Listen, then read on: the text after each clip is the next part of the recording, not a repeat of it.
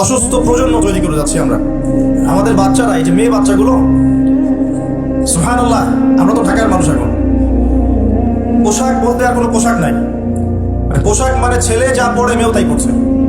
যে কাপড়গুলো বাসায় পরে থাকে ছেলেরা, ছেলে মানুষরা যে কাপড়গুলো বাসায় পরে থাকে সেই কাপড় পরে মেয়েরা বাইরে গিয়ে শপিং করছে। বাইরে গিয়ে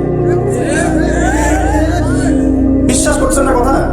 যে কাপড়গুলো আমরা বাসায় পরি, জিন্স, এই যে ভিতরের স্যান্ডো গেঞ্জি বলি না, ছোট যে গেঞ্জিটা আমাদের গায়ের সাথে লেগে থাকে, কি বলেন, স্যান্ডো গেঞ্জি বলেন না?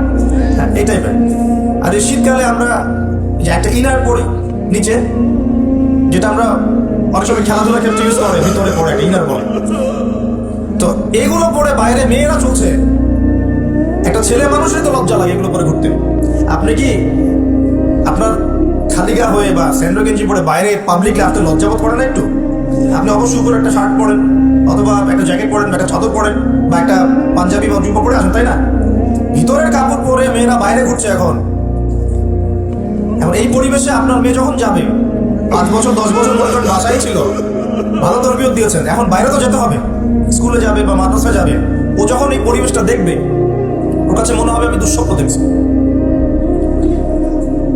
এমনও পোশাক আছে যে পোশাকগুলো পরে ঘুরে বেড়ায় আমাদের বড় বড় শহরের মেয়েরাই, যে পোশাকগুলো পরার পরেও তাদের গায়ের ভিতরের কাঠামো দেখা যায়। এখন এই প্রশ্ন করার, এই অহেতুক প্রশ্ন করার দরকার নাই যে আপনারাও কি তাহলে দেখেন না, এই প্রশ্ন করার দরকার নেই, বেয়াদবি প্রশ্ন। মূল কথা হচ্ছে ঘটনা সত্য কিনা, এটা হচ্ছে কথা।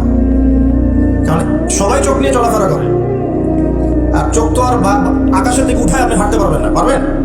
আর জমিনের দিকে তাকায় তো হাঁটতে পারবেন না, আপনাকে দিকে তাকাইতেই হবে, ডানে বামে যেদিকে তাকাবেন সেদিকে এগুলো দেখতে পারবেন। এরকম পরিবেশে আমাদের মেয়েরা বড় হচ্ছে।